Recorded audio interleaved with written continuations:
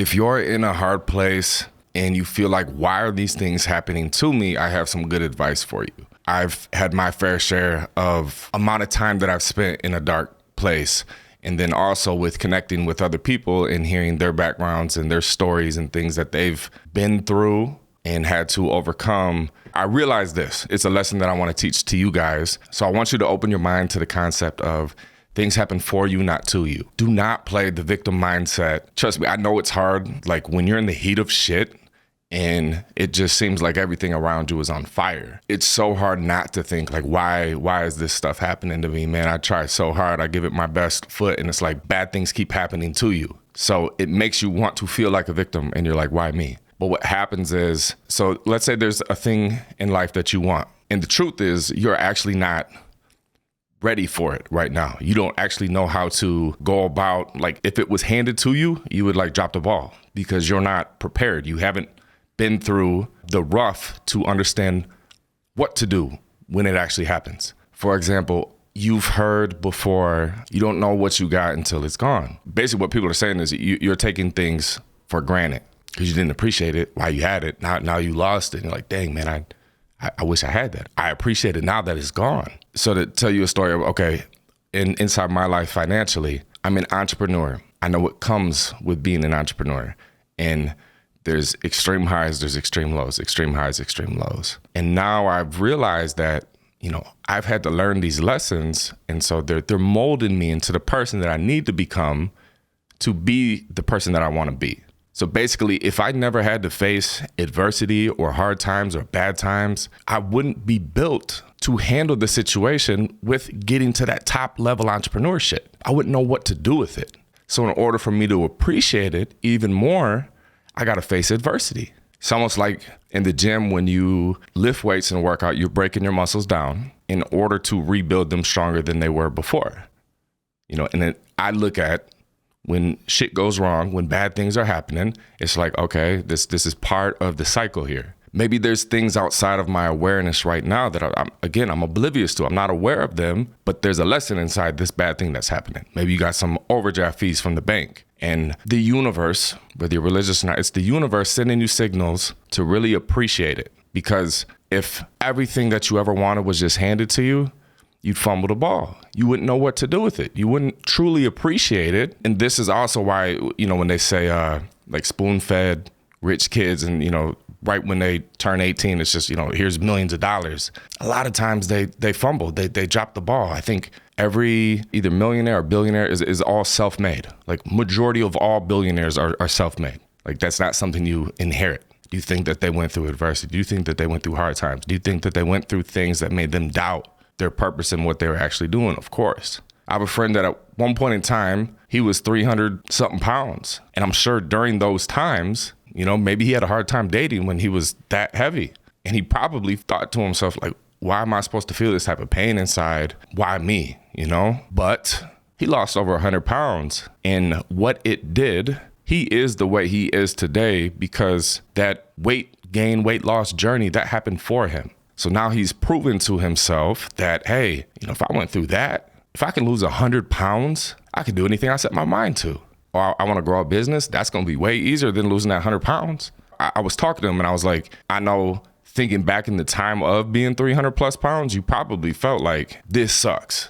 But I said, where you are today, you should be thankful because your work ethic, your drive, like a lot of people are pussies. You're not. You have some very good character traits that came from you overcoming that adversity of losing that 100 pounds. Myself, I remember, it sounds crazy, but I got cut from the school basketball team in like 7th grade, 8th grade, 9th grade. Every single year, I was friends with all the kids that were on the team. So like, sleepovers every weekend are at my house and then, the players are at, one of the players' house. And then, this is my friend group and I'm the friend that got cut from the team. And it was weird that like outside of school, we're all about the same skill level. Like I didn't suck, but in the mind of a 6th grader or a 7th or 8th grader, it seemed like the most important thing in the world was making the basketball team. And I got cut from the team. There's a story that my dad told me. He said, I had to be like maybe 13. To add a little bit more context, my wife was telling me the other day, like, how and why are you the way that you are?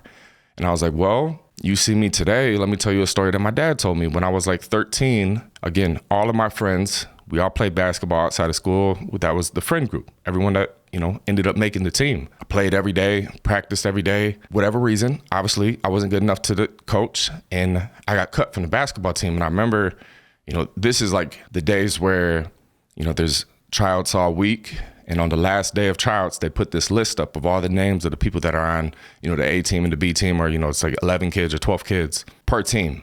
And I remember, going up to the list and I didn't see my name on the list. It was like I was heartbroken. That was the most important thing in my world at that age. And I remember coming out to the car, my dad picking me up and me just bawling, crying, and giving him a hug. And he asked like what they said. And one of the things they told me was I was too slow. Fast forward, we get home, eat dinner or whatever, and then my dad had left to go somewhere. And he said that he seen someone running down the side of the road, and it was me. So what's crazy is a lot of the tenacity and drive, this chip on my shoulder that I have today stems from 20 years ago getting cut from the basketball team. And 20 years ago, I wasn't able to see the lesson. It was just kind of like, why me? Fast forward to today, a lot of interviews and stuff, and they're like, where you get your work ethic? Where do you get your drive? And a lot of it goes back to, again, 20 years ago, being told I wasn't good enough. And they said I was too slow. So what was the first thing that I did? I started running. So looking back now, I'm extremely thankful and grateful that happened to me back then, because it molded me into who I am today. Versus imagine growing up and, everything was easy. A lot of times when things are easy, all the way growing up, once you become an adult, those are the people that have the hardest time because they never face adversity. So that's what I'm saying is when you're struggling, these are bad things that are happening for you, not to you. Just open your mind up to that concept. My daughter's 10 years old. She's now is waking up with a zit here or there, and it's bothering her. I have wisdom to pass down, and man, I had terrible acne when I was a teen. And I remember it was so bad, and like when I was maybe 12, 13, 14, 15, it was like what I was really interested in was girls. But my acne was so bad that I was afraid to talk to girls because I had zits all over my face. And it was pain that I had to feel, which there was a lesson in it. That happened for me, not to me. Fast forward to today, I have an extremely high level of confidence because during those years where I was too afraid to talk to girls, I had to pivot my focus. And I'm like, I'm trying every single face wash, zit cream, going to the dermatologist. They're experimenting with all these different medicines to me. And like, that was a process that I had to go through. And it was painful, but there was a lesson in it. I switched my focus and like, what are things that I can control, So I got really into weightlifting. I started doing bench press competitions, and I got, muscular and strong. And a lot of like the positive character traits I have today, stem back from being the pimple-faced kid that couldn't get girls or was too afraid to talk to girls that was working out 4 or 5 days a week, waking up in the morning and working out and running. And why did I do that? Because I had zits on my face. And so that was my focus, was the working out. There's a lesson in everything. You just have to look for it. You can learn a lot of things from people winning, and you can learn a lot of things from people that are losing. And also remember that when things get hardest is when the biggest present is around the corner. And that's been a consistent cycle with me where, things get kind of bad and then things get kind of good. And then things have gotten really bad where I'm like, bro, this is the worst adversity that I've had to fight. And I go through so much pain. And then all of a sudden it's like when I figure it out and things turn in my favor, it's like things are so good. What I've found is areas in my life where I've had the most growth, like the highest amount of growth, right before it was like the highest amount of just bad, of pain, of adversity and things that I feel. So now I'm extremely appreciative of the good because I felt the bad. If every day was just good, sunshine and rainbows, you take it for granted, Things happen for you, not to you. Never have the victim mindset, and always be aware of the lesson. The blessings are inside the lessons. So yeah. Podcast sponsored by RoyalLegacyClothing.com. You can use the coupon code CRACK to save 10% off. Make sure you guys subscribe so you're notified the next time I upload.